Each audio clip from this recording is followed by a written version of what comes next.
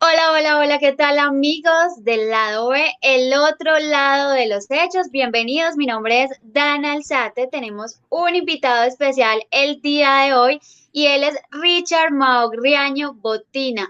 Bienvenido a lado B, el otro lado de los hechos, es un placer tenerte por acá con nosotros. ¿Cómo estás, Richard?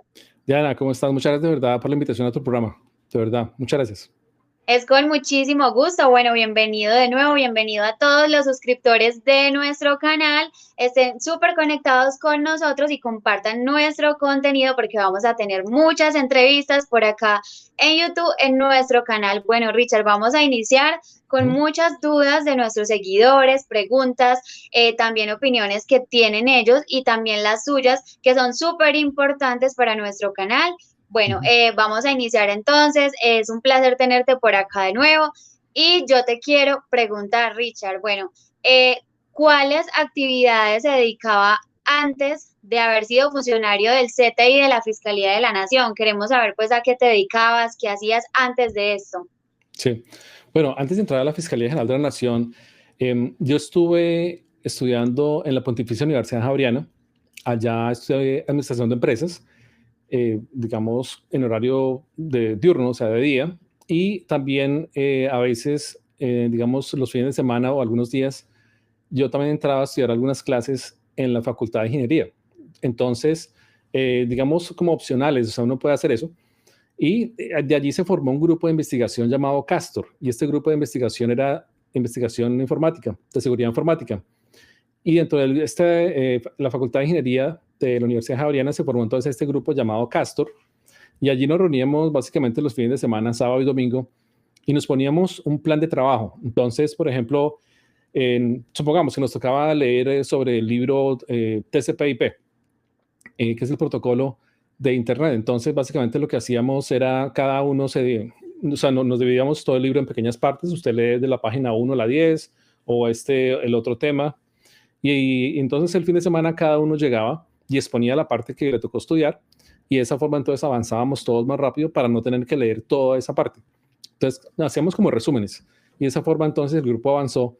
Y después de eso, ya con el tiempo, este grupo digamos, participó en una licitación pública con el Banco Ganadero y con un socio local de Merrill Lynch, de JP Morgan.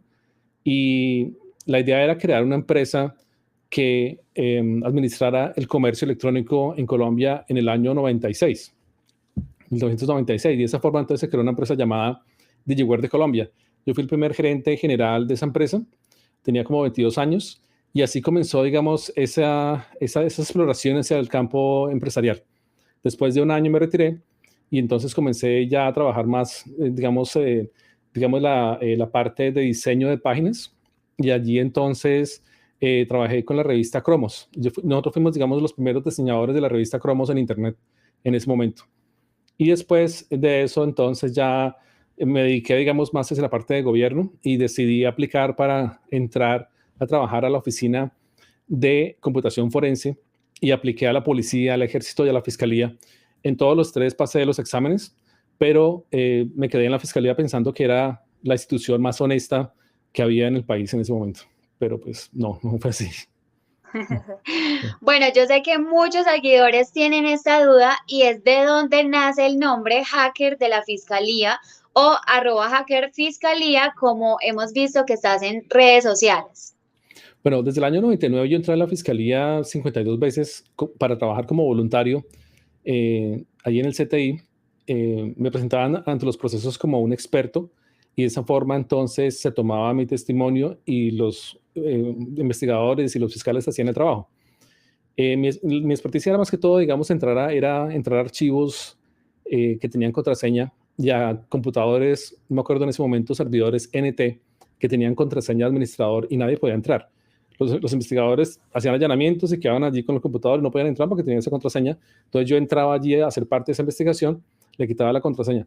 Entonces así estuve, digamos, un año colaborando y de esa forma pues estuve en la fiscalía durante el 99. En el año 2000 me contrataron y digamos, por estar en ese medio de la informática, en ese momento obviamente quise entrar a trabajar en el grupo de computación forense, pero no existía. Solamente existía un grupo de sistemas que era más que todo como de soporte técnico. cuando a las secretarias se le dañaba el mouse o el teclado, entonces esa persona iba y hacía pues, el trabajo, o para recopilar, digamos, computadores. Pero entonces, como, digamos, fui avanzando en esto, más adelante logré, por ejemplo, entrar a las cuentas sin necesidad de contraseña de las FARC, de las AUC y del ELN para hacer las investigaciones, ya como empleado y bajo resolución de interceptación de la Dirección Nacional de Fiscalías. Entonces, por ese hecho mismo, digamos, de hacer ese trabajo de hacking ético, como se le llama, porque no es para hacer daño, sino es para hacer una investigación con orden judicial respectiva. Entonces, ya cuando se produjo el tema del exilio y pues salí de la fiscalía, entonces el periódico El Espectador hizo una gran noticia y allí colocó un titular grande llamado El hacker de la fiscalía. Entonces, a partir de ahí la gente me decía como, oh, ese es el hacker de la fiscalía. Y cuando apareció Twitter, entonces dije, bueno, tengo que crear un nombre, pues, hacker fiscalía, ¿no? Para cortarlo. Así nació hacker fiscalía. Bueno, Richard, muchas gracias por respondernos esa duda que muchos teníamos. Ahora te pregunto, ¿cómo podemos entender la magnitud de la investigación que usted hizo en la fiscalía? Bueno, aquí lo importante es que yo estuve en un momento bastante crítico dentro de la conformación de las autodefensas campesinas, perdón, de las autodefensas unidas de Colombia. En ese momento en que yo estuve trabajando en la fiscalía, allí estaba, digamos, en mayor vigor, digamos, en el tope máximo de su ejecución, las autodefensas, porque estaba Carlos Castaño, estaba Salvatore Mancuso, estaban todos los jefes paramilitares activos. Y en ese momento fue cuando la fiscalía comenzó a investigar absolutamente todo de ellos. Yo fui delegado en este caso por 3 fiscales. Uno de ellos hoy es el director de la JEP. Otro también, Alejandro Ramelli, este es magistrado, pero en ese momento fue coordinador de la Unidad Nacional de Derechos Humanos. Y con ellos entonces se logró investigar, digámoslo así, a fondo los paramilitares. Entonces se unieron 4 procesos. La fiscal especializada Amelia Pérez Parra también ordenó hacer esta investigación de investigar cuáles eran los infiltrados del paramilitarismo en la fiscalía, y se unieron todas las bases de datos, y allí estaba yo, con permiso del director del CTI, Ismael Trujillo Polanco. Se logró hacer ese cruce de datos, y de esta forma entonces se detuvo allí los 360,000 llamadas de jefes paramilitares, donde se hablaban todos con todos, entre políticos, entre funcionarios de la Fiscalía, del Ejército, de la Policía, del DAS, del IMPEC, de la Corte Suprema de Justicia y hasta del Congreso. Entonces, de esta forma se logró detectar, obviamente, cómo era, digamos, la comunicación entre todos. Y esto fue un escándalo grandísimo en el año 2002, donde nadie se iba, digamos, a pensar que realmente un honorable senador podía tener nexos con cualquier persona, digamos, que tuviera que estar relacionado con la criminalidad. Entonces, eso fue una noticia súper bomba en ese momento.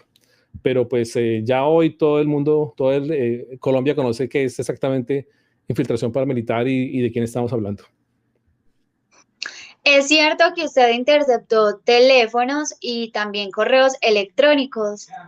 Sí, yo intercepté únicamente, pues la palabra interceptar, digámoslo así, no es digamos, como la que corresponde, pero más que interceptación, básicamente lo que hice fue acceder a los correos electrónicos sin necesidad de contraseña, únicamente correos electrónicos. Yo nunca intercepté teléfonos, porque para interceptar teléfonos se necesita otro grupo que se llama Grupo de Apoyo Técnico del CTI, que se encarga en ese momento únicamente de interceptar teléfonos con orden de interceptación telefónica. Popularmente siempre se ha dicho, digamos, digamos, en las redes sociales, lo ha dicho, por ejemplo, Jaime Granados, el abogado del expresidente Álvaro Uribe Vélez. Él decía que yo supuestamente había interceptado teléfonos. Y él decía que eso era un delito, pero yo nunca intercepté teléfonos. Mi función más que todo con los teléfonos fue recopilar los números telefónicos que ya aparecían dentro de los expedientes de las investigaciones por paramilitarismo en la Unidad Nacional de Derechos Humanos de la Fiscalía General de la Nación. Entonces, respondiendo a tu pregunta, no intercepté teléfonos nunca y tampoco intercepté correos electrónicos, pero sí se entró, digamos, al correo electrónico como tal. Para poder interceptar como tal, la palabra interceptar, o sea, estar en medio de un punto A y un punto B, en ese caso se necesitan, por ejemplo, equipos de comunicaciones que estén constantemente, digamos, atrapando la información. Entonces, lo hace Estados Unidos, por ejemplo, porque tiene un gran potencial tecnológico. En Colombia es imposible. Entonces, lo que se hace es, en mi caso, pues entrar a través de los sistemas digamos, de los servidores. Y en ese caso, pues no se tenía acceso solamente a una cuenta, digamos, de correo, sino a 20 millones de cuentas de correo al tiempo. Entonces, allí está la parte ética del funcionario asignado a esta tarea, porque puede entrar a cualquier correo, pero únicamente, obviamente, debe entrar al correo que le asigna la justicia por orden de interceptación, digámoslo así. En ese caso fue por orden de interceptación, aprobado en este caso por la doctora Clelia América de la Dirección Nacional de Fiscalías. Entonces, de esa forma fue como se logró entrar a estos correos electrónicos y se judicializó. En el pasado se utilizaba una carta rogatoria que pues obviamente hacía el trámite ante el Ministerio de Relaciones Exteriores y la Cancillería, y de esta forma entonces lograba tomarse ese correo y pues de pronto daban, digamos, respuesta cualquier país, los Estados Unidos de pronto, daban respuesta por ahí dentro de unos 6 meses, a veces, o a veces no enviaban nada. Entonces era un problema, era un cuello de botella grandísimo, y lo que se hizo ahí fue, después de que yo entré, todas las investigaciones digamos, se ordenaban, que tenían correos electrónicos por interceptar, se hacían bastante rápido, casi de inmediato. Bueno, yo también quiero preguntarte si existió una orden legal para hacer la investigación sobre infiltración paramilitar en el Estado. Sí, claro, la orden legal existió. La dio la fiscal especializada Amelia Pérez Parra de la Unidad Nacional de Derechos Humanos. Ella ordena hacer esta investigación, y cuando la fiscal ordena, entonces este oficio va a la Dirección Nacional del CTI, y allí estaba en ese momento el general retirado Ismael Trujillo Polanco, y cuando él, digamos, verifica y autoriza esa orden, la verifica el asesor de él, que en ese caso era José Antonio Tatis, y después de eso entonces se lo envía a la correspondiente división del CTI, en este caso la división de investigación, donde estaba Carmen Marixa González Manrique, que era la jefe de la división de investigación a nivel nacional, y ella entonces hace un oficio y me ordena, en este caso confirma de que la orden es para mí, para que pues corresponda, o sea, para que comience a hacer el trabajo de investigación. Muchas gracias, Richard. Bueno, y yo quiero saber también, y sé que muchas personas tienen esa duda, las personas que nos siguen en el lado B, y es cuáles fueron los funcionarios claves que estaban en la fiscalía cuando usted descubrió la infiltración paramilitar.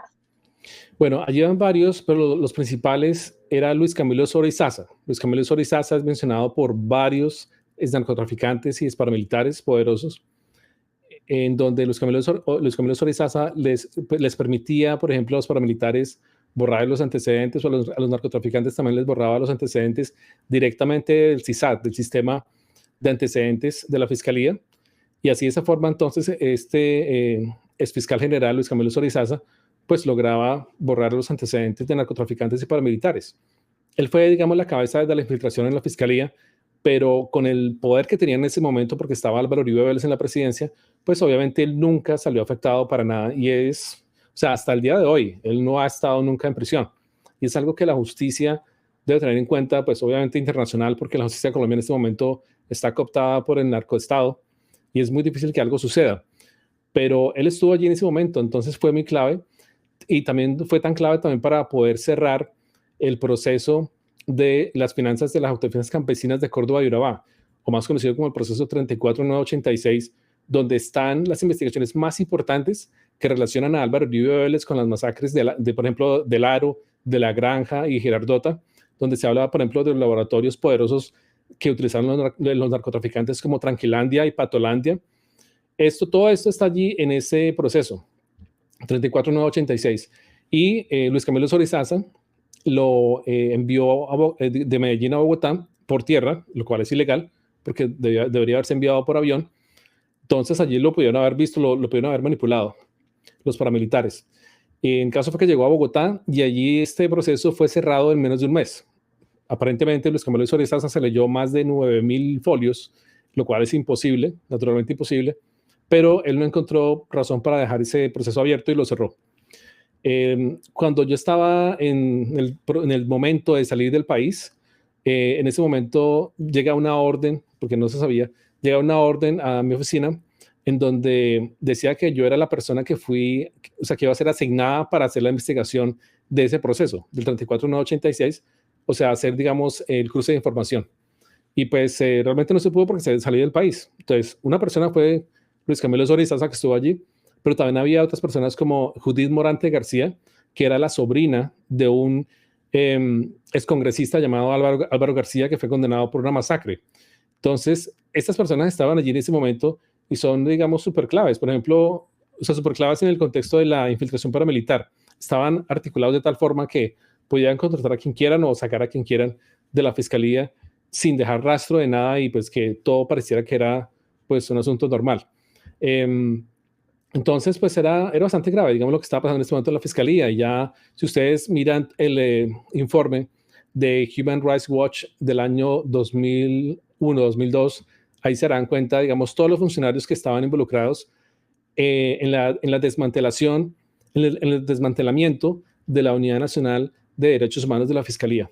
Y fue muy grave lo que hizo Luis Camilo Zorizaza. Richard, la Corte Suprema de Justicia lo condenó a usted. Yo quiero que nos explique un poco, que nos amplíe el tema sobre esto. Sí, la Corte Suprema de Justicia dice que yo le estaba pasando información al congresista Gustavo Petro desde el año 2000, lo cual es totalmente falso. Y yo sí quisiera pedir públicamente a la Corte Suprema de Justicia que muestre las evidencias, que las haga públicas, en donde se compromete, o sea, en donde se certifique, donde se compruebe realmente que yo le estaba pasando información a Petro desde el año 2000.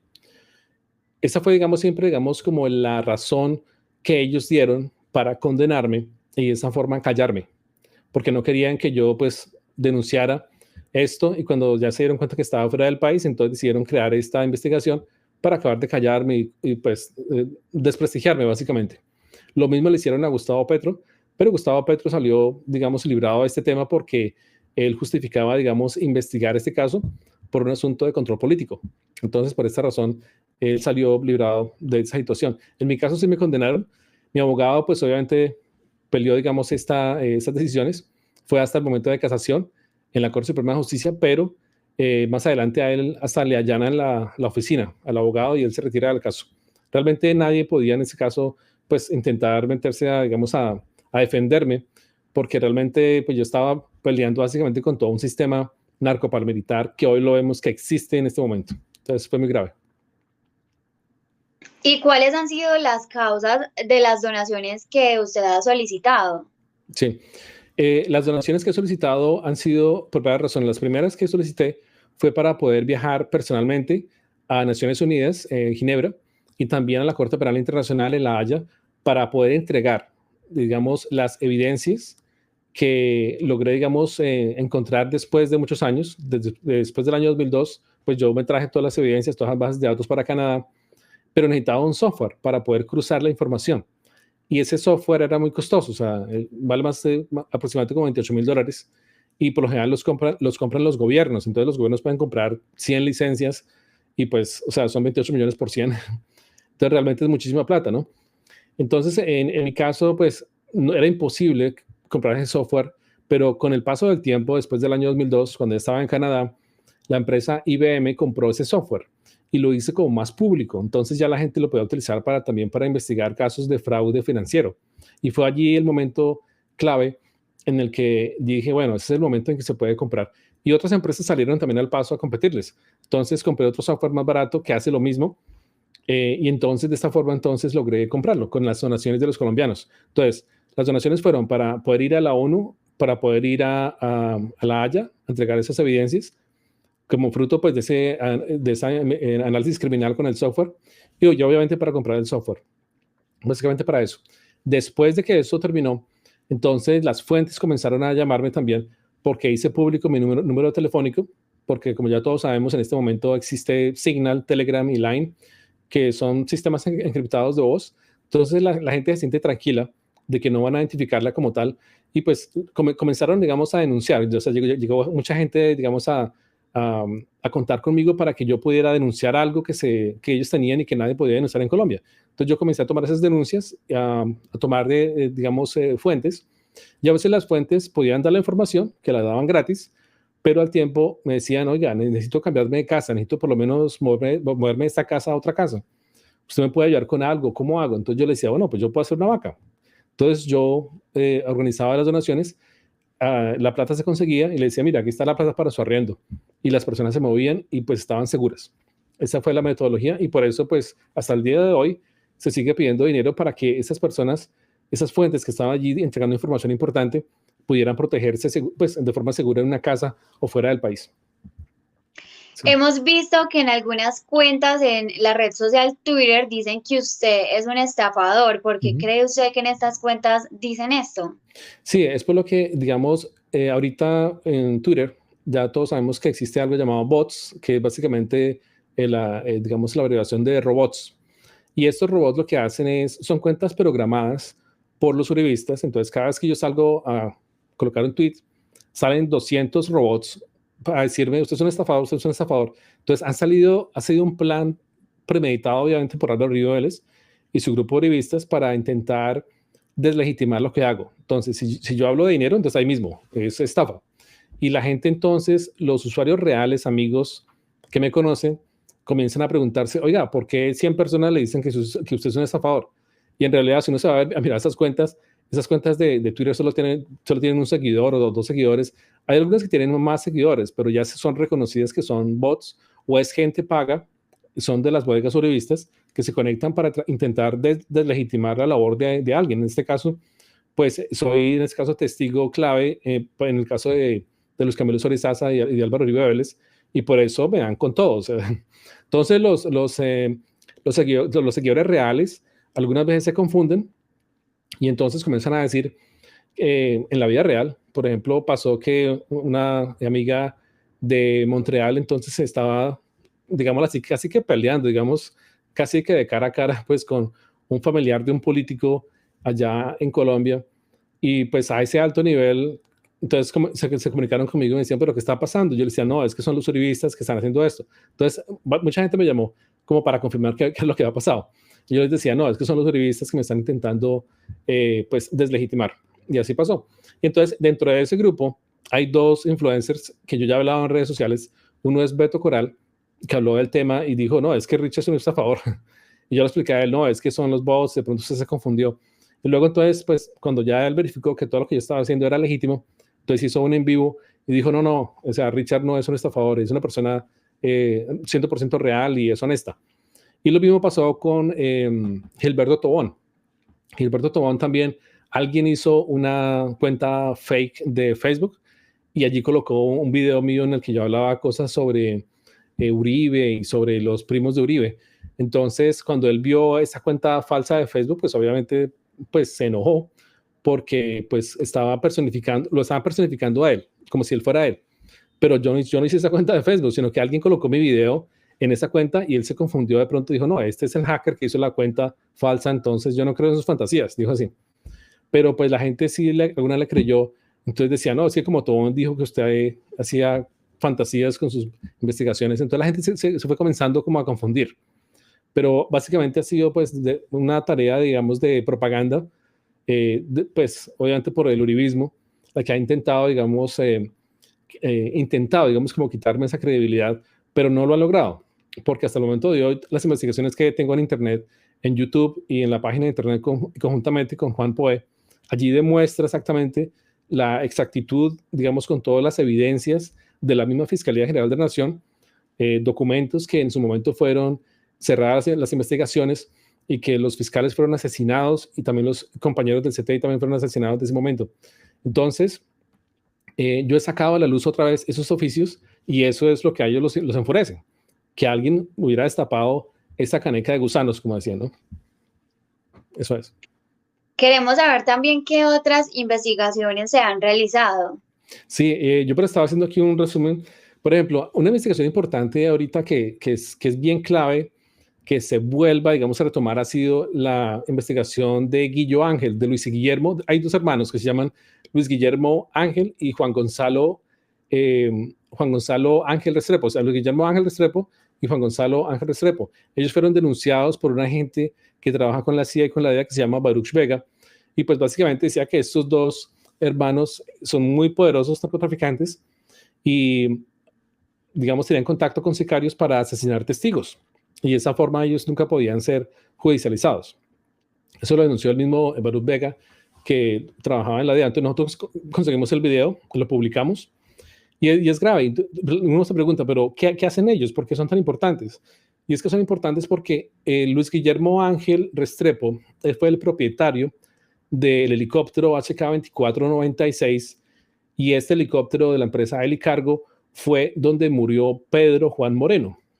Y pues Pedro Juan Moreno obviamente venía del tiempo atrás cuando estaba Álvaro Uribe Vélez en la gobernación de Antioquia, y ese helicóptero se cayó aparentemente, y lo pusieron ahí en el informe como un accidente, pero en realidad fue un accidente provocado.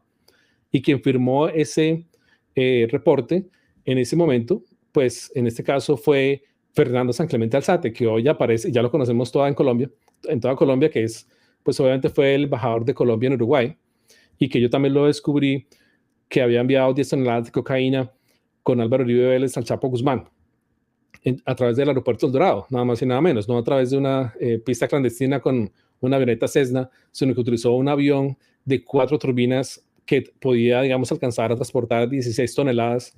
Entonces, de esta forma logró alcanzar a transportar 10 toneladas. Y esto, pues, está así, digamos, en investigación, porque la Fiscalía no ha hecho nada, ni la Corte Suprema de Justicia, ni la Comisión de Acusaciones. O sea, todos han pasado, digamos, la papa caliente de uno al otro y no han hecho nada. Don Berna, por ejemplo, dijo que en este caso que el que había asesinado a Pedro Juan Moreno había sido, pues, todo planeado por Uribe, por Álvaro Uribe Vélez. Entonces, es un caso bastante interesante. Otro caso, por ejemplo, el del narcotraficante Byron Piedrahita, que fue jefe de la oficina de Envigado, a la finca de él. Llegaba, por ejemplo, Álvaro Uribe Vélez a hacer las reuniones políticas. También estuvo Iván Zuluaga, Juan David Vélez en esas reuniones, precandidatos también presidenciales. Entonces, pues, o sea, ¿qué carta de presentación tiene que, digamos, un uribista o los uribistas vayan, pues, a fincas de los narcos a hacer las reuniones? Y hay videos y fotografías y reportes y todo, o sea, hay evidencias. También estaba, por ejemplo, Pedro Pablo Uribe Henao, que era, pues, el contacto con Mario Uribe. Ellos eran primos, o sea, son primos de Álvaro Uribe Vélez. Y Pedro Pablo Uribe Henao era un poderoso narcotraficante que llevaba, pues, cocaína y heroína a Estados Unidos y Europa. Y siempre estuvo allí escondido, y pues lo capturaron finalmente a Pedro Pablo Uribe, pero entonces después de eso él se fue lo extraditaron a Estados Unidos, pero llegó, o sea, le dieron como únicamente 7 meses nomás en Estados Unidos y luego se devolvió. De pronto pudo haber hecho alguna negociación o algo. La otra persona es Dairo Antonio Úsuga David, que se conoce más que todo como Otoniel, quien el hermano Luis Eduardo Úsuga David, pues ha tenido contratos multimillonarios con la policía por la venta de gasolina más barata. Entonces, de esa forma, pues esos hermanos allí logran, digamos, vincularse, pues oficialmente con la policía, ¿no? Y pues Dairo Antonio Úsuga David, pues es Otoniel, que es el jefe de las autodefensas gaitanistas de Colombia, que ha sido la responsable de, pues básicamente, cientos y miles de asesinatos, de masacres que han ocurrido en Colombia. Por eso es que es tan importante, digamos, retomar todas esas investigaciones. Y si nos vamos más a fondo, pues ustedes pueden mirar, digamos, los invito a todos a que vayan y se conecten a una página de internet ya les digo exactamente de quién. Vale.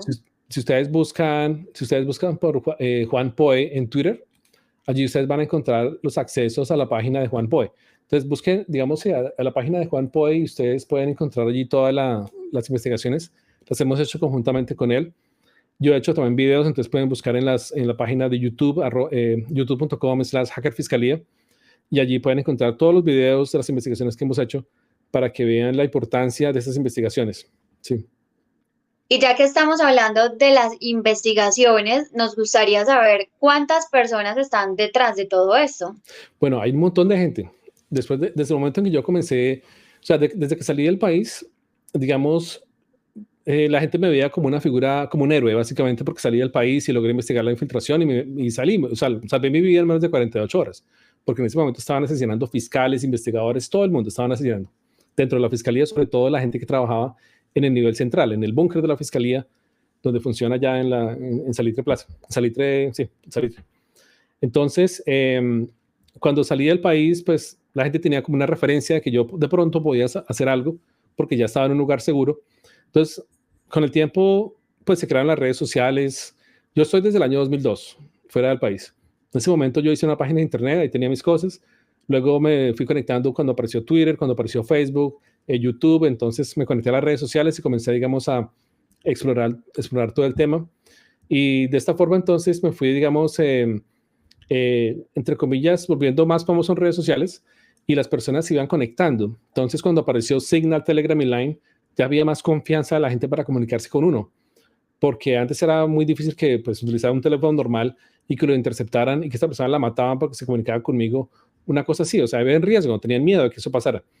Pero ya con Signal, Telegram y Line es más fácil y con correo electrónico, por ejemplo, de protonmail.com, es muy bueno también. Entonces la gente se comenzó a conectar, comencé a investigar más a fondo, llegaron las fuentes y otros investigadores que estaban independientes por allí, escondidos en internet, también se conectaron conmigo y dijeron, mire, yo quiero ayudarle a investigar esta parte, esto ha sido mi investigación, puede mirar lo que he investigado. Y era muy interesante. Entonces allí, por ejemplo, estuvo Juan Poe y de esa forma entonces se logró trabajar juntos y luego entonces comencé, digamos, a recibir más fuentes y todo fue creciendo. Entonces, al día de hoy ya tengo un grupo de investigación en Colombia, en Canadá y en Italia. También allí está Alex Orlowski, que tiene su propio grupo de investigación más enfocado en algo llamado Open Source Intelligence, que es básicamente la inteligencia basada en los datos abiertos que están en Internet. O sea, cuando uno envía, por ejemplo, un tweet y uno sigue a alguien, entonces está conectado. O sea, uno envía un tweet a alguien, lo recibe a otra persona, y si uno tiene una cantidad de seguidores y personas a las que uno sigue, pues ya hay un número que es público, ¿no? Entonces la gente puede entrar y mirar quiénes son los seguidores, pero toda esa información se baja y se cruza y se compara con otro usuario y con miles de usuarios y con cientos de millones de usuarios y eso crea una gran red interna. Esa red es la que se puede analizar con software especializado que vale más de $32,000 las licencias, por ejemplo. Y entonces de esta forma, pues, por ejemplo, Alex, pues obviamente tiene más dinero que yo y él me ayuda con licencias, pues, para poder, digamos, investigar desde Canadá, conectarnos a través del mismo software y poder hacer investigaciones conjuntamente. Entonces, esta es la forma como se hace. Pero sí, son grupos de investigación y fuentes. Ahora tenemos una pregunta pues súper interesante que yo sé que muchos seguidores también quieren saber y es qué sucedió con el caso de Álvaro Uribe Vélez y el Chapo Guzmán. Sí, bueno, el caso de Chapo Guzmán, yo denuncié esto el 1 de enero del año 2020, pero, y envié, digamos, públicamente había dicho que yo enviaba un correo electrónico al presidente de la Corte Suprema de Justicia y finalmente, pues no pasó nada. O sea, después de como 4 meses, el presidente me escribe de la Corte Suprema de Justicia y me dice, mire, usted tiene que enviar esto a esa otra oficina. Uno por dentro dice, bueno, pero ¿por qué no es capaz de enviarla pues a la oficina que queda al lado de la oficina de él? O sea, se supone que eso pasa así. Yo una vez envié otra denuncia a la Corte Suprema de Justicia a través del presidente Barcelo y el presidente Barcelo inmediatamente la remitió, él mismo. Pues porque no duele, ¿no? O sea, si no es para su oficina, pues envía a la otra. Le dice a la secretaria, mire, envía eso a esta otra oficina, porque igual es para la Corte Suprema de Justicia. No lo estoy enviando ni a la policía ni a la fiscalía, no, a la Corte Suprema de Justicia. El caso es que eso nunca pasó. O sea, después de 4 meses me tocó enviar a mí personalmente de nuevo el correo electrónico a otra persona de la misma Corte Suprema de Justicia y luego me dice, bueno, entonces ahora el proceso suyo fue asignado a la magistrada Cristina Lombana y se supone que Cristina Lombana está impedida para tocar cualquier proceso de Álvaro Uribe Vélez. Entonces, pues de esa forma, imposible. Eso pasó después de 9 meses, o sea, en septiembre del año 2020 sucede eso. Y después entonces, cuando ya pues Álvaro Uribe Vélez renuncia y ya no es ni senador ni nada, entonces ese proceso, como digo yo, a esa papa caliente se la pasan a la Fiscalía General de la Nación y a la Corte Suprema de Justicia, perdón, a la Fiscalía y a la Comisión de Acusaciones. Estaba en la Corte Suprema de Justicia. Entonces se la enviaron con copia a la Fiscalía, con copia a la Comisión de Acusaciones, donde ahí se quedará archivada, porque pues ahí lo protegen. Porque en la Comisión de Acusaciones son 15 personas. De esas 15, 13 personas hacen parte de la coalición de gobierno de Álvaro Uribe Vélez, o sea, Cambio Radical, el Partido Liberal y otros que pues hacen parte de esa coalición y eso pues no garantiza, digamos, la imparcialidad de las investigaciones. Igual allí está también Hernán Prada, que también está investigado por fraude procesal y por manipulación de testigos, igual que Álvaro Uribe Vélez. Y está allí como investigador. O sea, eso es un descaro para la investigación, digamos, si es que investigan algo en esta comisión de absoluciones, ¿no? Richard, ¿Cómo ve usted las condiciones de seguridad para los que denuncian a través de las redes sociales, que ya Ujú. eso se ve constantemente? Sí, el tema de la seguridad es bien importante porque el Estado en este momento, que es un narcoestado, tiene el poder de la inteligencia electrónica.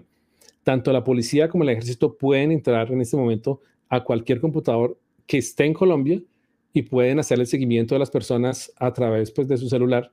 Y por eso yo siempre he insistido en mi página de internet Hacker Fiscalía, en mi canal de YouTube, para que por favor todos instalen un software llamado Tails, que traduce como cola, en inglés, como cola. O sea, Tails.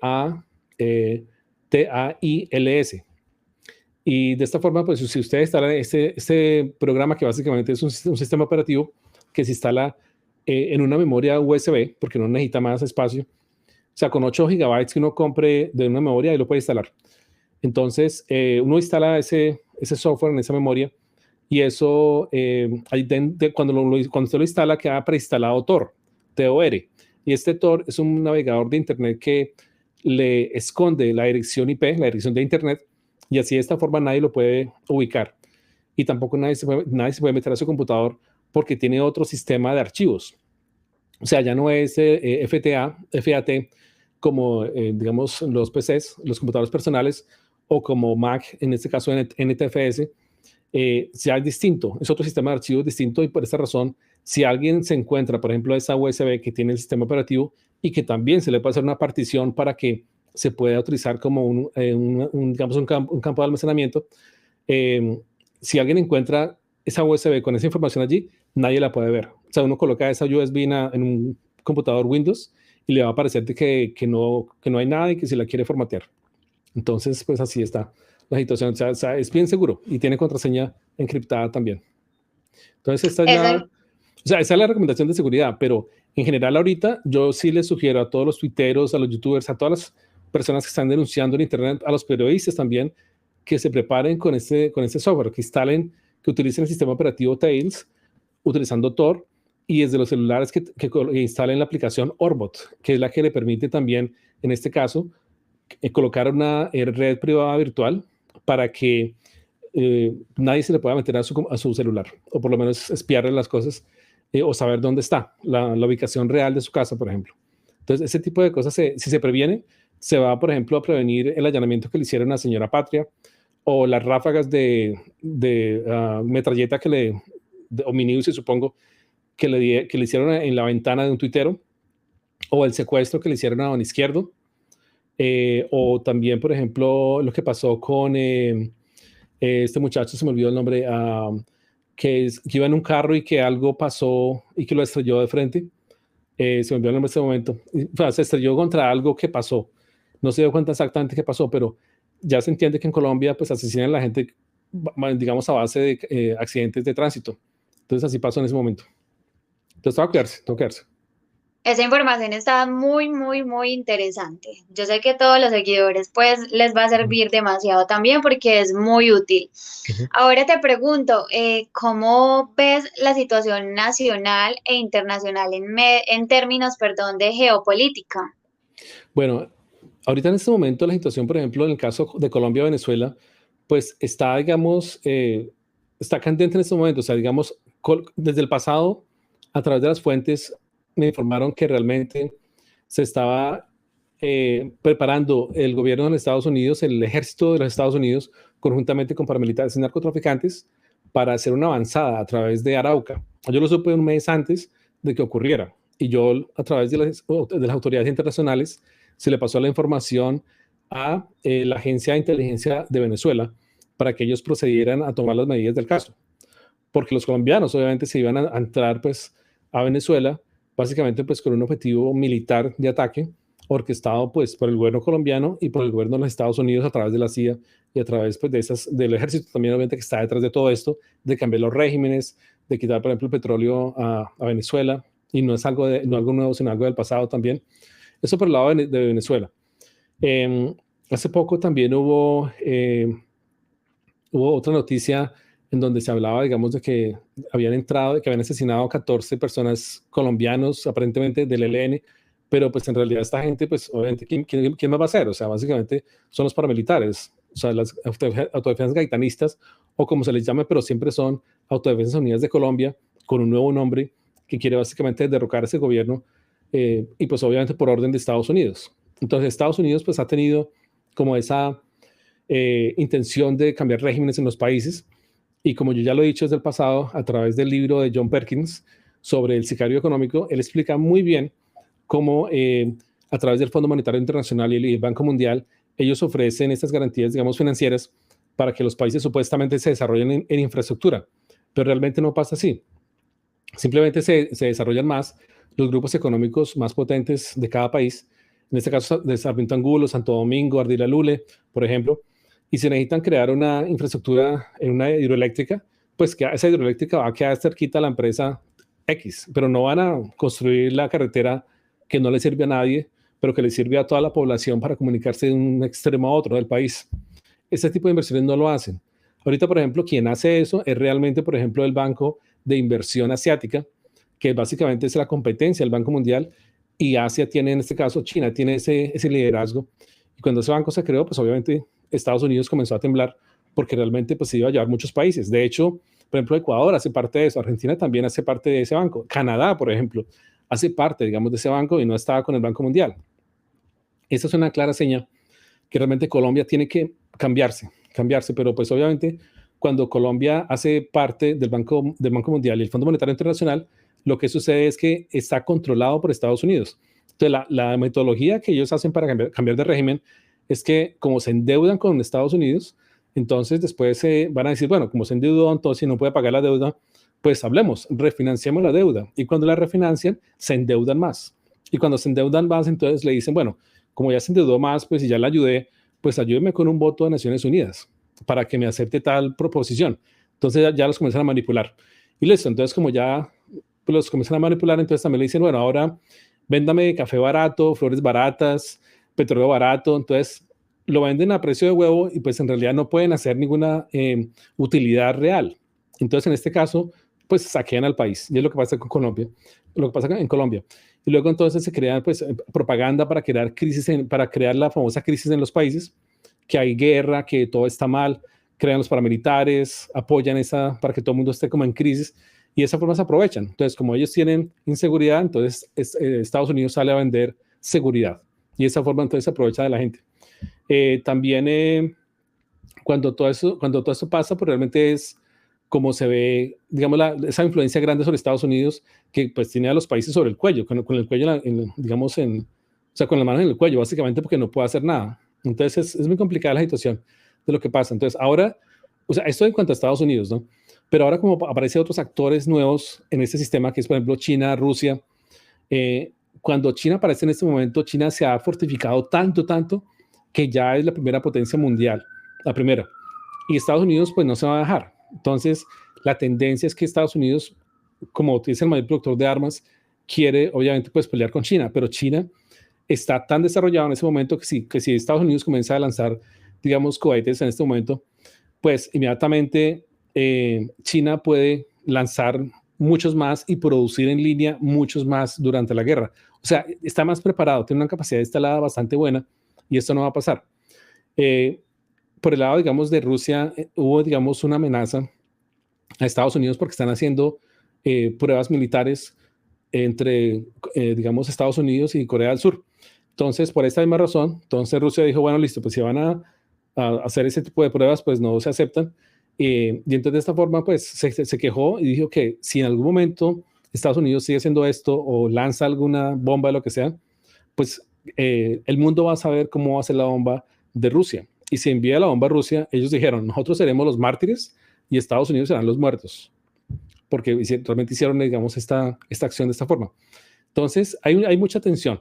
Recientemente, en enero, casi que hubo la Tercera Guerra Mundial, casi, porque cuando enviaron un diplomático de Estados Unidos a Taiwán, el avión llegó hasta Taiwán y comenzó a dar vueltas, porque, digamos, en este caso, no se quería que, digamos, que entrara allí a esa zona.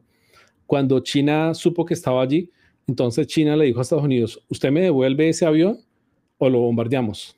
Y están hablando muy en serio. Y directamente se contactaron otra vez de la parte política, porque la política, pues se contacta, pero no pasa nada. se contactaron directamente desde el ejército de China al ejército de Estados Unidos y le dijeron, vamos a bombardear ese avión donde va esa diplomática. Si no se sale, bombardemos ya. Inmediatamente ese avión salió, pero en pura, se fue de nuevo para, pues obviamente para Estados Unidos. Y de esa forma, digamos, se evitó esa guerra. Pero si eso hubiera pasado, si hubieran bombardeado ese avión, ahí inmediatamente se armaba la Tercera Guerra Mundial. Es lo que dicen los expertos internacionales también en Corea, por ejemplo. Bueno, Sí, Richard, muchas gracias. Yo quiero que tú compartas tus redes sociales para que muchas claro. personas que no te siguen vayan, busquen, Ujú. estén pendientes de todo el contenido que publicas constantemente. Gracias, tú eres muy amable. Bueno, regálanos tus redes sociales, cómo estás en Twitter, de pronto si tienes Instagram. Sí, pues yo estoy en todos lugares, estoy en Twitter, en Instagram, hasta en TikTok y en todas las redes sociales estoy como Hacker Fiscalía, o sea, Hacker y toda una sola palabra, Fiscalía, Hacker Fiscalía. Estoy en Facebook, YouTube, Twitter, Periscope estaba, pero ya se acabó, estaba conectado con Twitter y sí, hasta WeChat tengo también, tenía WeChat, no lo uso mucho, pero está WeChat y también los teléfonos en Signal, en Telegram y en Instagram, en todas las redes sociales como Hacker Fiscalía, también en Reddit, también estoy allá. Entonces, así me pueden ubicar. Y en ProtonMail también, como hackerfiscalía@protonmail.ch. Es un correo electrónico encriptado. Para todos nuestros seguidores del lado B, el otro lado de los hechos, hoy estuvo como invitado Richard Maok, ex agente del CTI de la Fiscalía, exiliado en Canadá por destapar la infiltración narcoparamilitar en la Fiscalía de Luis Camilo Osorio en el gobierno de Álvaro Uribe Vélez. Así que compartan este video. Además, suscríbanse al canal para que estén pendientes de todas las entrevistas que subimos constantemente. Richard, de nuevo, muchas gracias, muy agradecida por haber aceptado esa invitación, por haber estado con nosotros compartiendo. Muchas gracias. Dana, encantado de estar con ustedes, de verdad. Muchas gracias. Chao, chao, que estén muy bien. Chao. Gracias.